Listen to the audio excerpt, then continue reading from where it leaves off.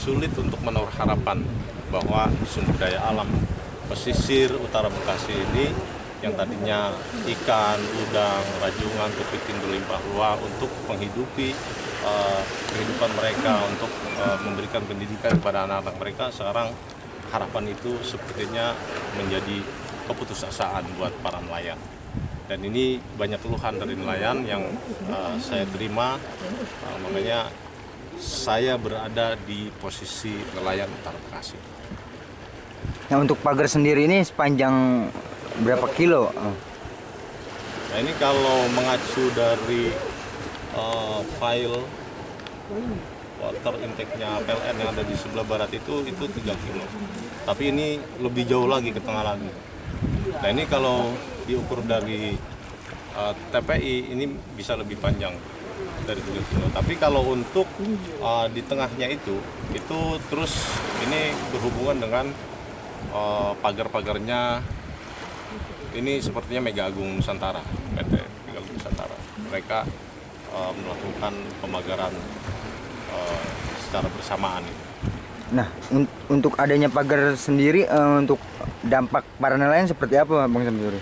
Ini yang menjadi keprihatinan yang begitu besar. Dampak dari pemagaran ini, nelayan sudah sulit.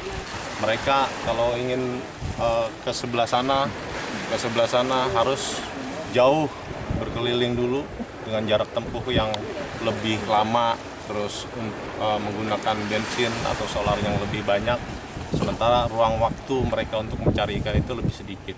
Dan ini sangat merugikan. Belum lagi ketika ada baru-baru seperti ini, ikan dan udang itu sulit untuk masuk ke wilayah-wilayah area mata pencarian mereka. Jadi pendapatan mereka pasti bisa dipastikan berkurang. Dan ini menjadi keluhan para nelayan. Pengeluaran mereka lebih banyak, waktu mereka lebih panjang, tapi hasilnya jauh lebih sedikit dari sebelumnya. Nah, harapan dari nelayan sendiri seperti apa sih, Pak? Nelayan sebenarnya berharap mereka tidak terganggu area lahan mata pencahariannya. Berharap itu dengan harapan itu mereka ketika tidak terganggu, mereka akan mendapatkan hasil tangkap ikan seperti biasa atau mungkin lebih besar lagi. Dan ini sebenarnya ada beberapa keinginan dari nelayan. Mereka sebenarnya berkeinginan tidak ada reklamasi karena ini area lahan mata pencaharian mereka. Dan mereka kurang diberikan arahan sepertinya untuk memandang jauh ke depan tentang masa depan mereka, anak cucu mereka yang kehidupannya bersumber dari sumber daya alam yang ada di wilayah pesisir utara Bekasi ini. Yang jelas harapan mereka tidak mau terganggu, sebagai nelayan tetap eksis menjadi nelayan dan bisa berkontribusi terhadap bangsa untuk memberikan membantu mencerdaskan kehidupan bangsa dengan hasil tangkap ikan yang menjadi sumber protein buat masyarakat Indonesia, khususnya wilayah utara Bekasi dan sekitarnya.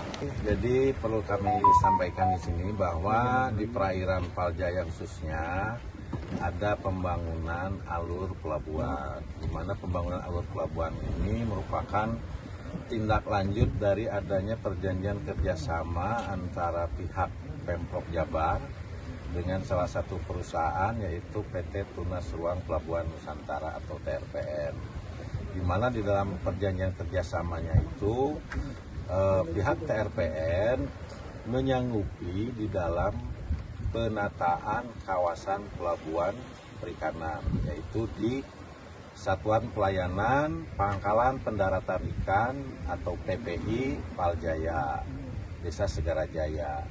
Nah, dengan adanya kerjasama ini, maka masing-masing pihak melaksanakan daripada isi perjanjian yang salah satu diantaranya adalah penataan kawasan.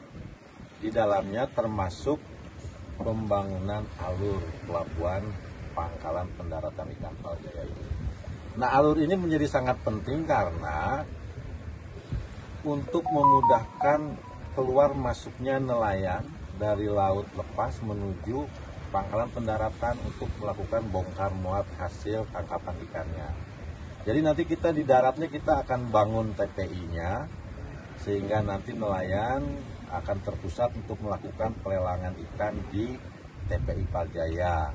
Nah, selama ini kita ketahui bahwa perairan di Bekasi Utara khususnya di Tarumajaya ini kan sudah ada pemilik-pemiliknya dari perusahaan-perusahaan yang dengan tujuan masing-masing bisnisnya untuk terminal khusus dan kawasan industri perikanan. Jadi kawasan Bekasi Utara ini ke depan akan menjadi kawasan industri perikanan, ya. Nah, ketika nelayan umpamanya tidak memiliki alurnya, kita siapkan dari sekarang, nanti nelayan justru akan semakin sulit untuk mendapatkan alur. Akhirnya kita kerjasama seperti tadi. Untuk alur ini kita akan bangun sepanjang 5 km dengan luas totalnya kurang lebih 50 hektar. Nah, 50 hektar ini merupakan sumbangsi dari dua perusahaan, ya, PT TRPN dan MAN. Jadi sebelah kiri alur ini dimiliki oleh Tunas Ruang TRPN dan sebelah kanannya dimiliki oleh PT MAN, ya, Mega Agung Nusantara.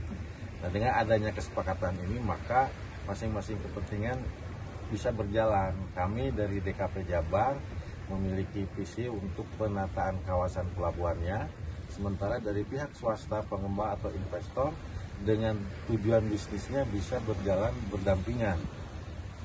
Gitu. Kalau ini kita tidak laksanakan, ya dikhawatirkan nanti ketika Bekasi ini menjadi kawasan industri perikanan, nanti lama-lama nelayan kita akan tergusur ketika pelabuhannya tidak memiliki alur. Nah, tentu saja semuanya kita proses dengan tahapan-tahapan yang sesuai dengan peraturan perundangan yang berlaku.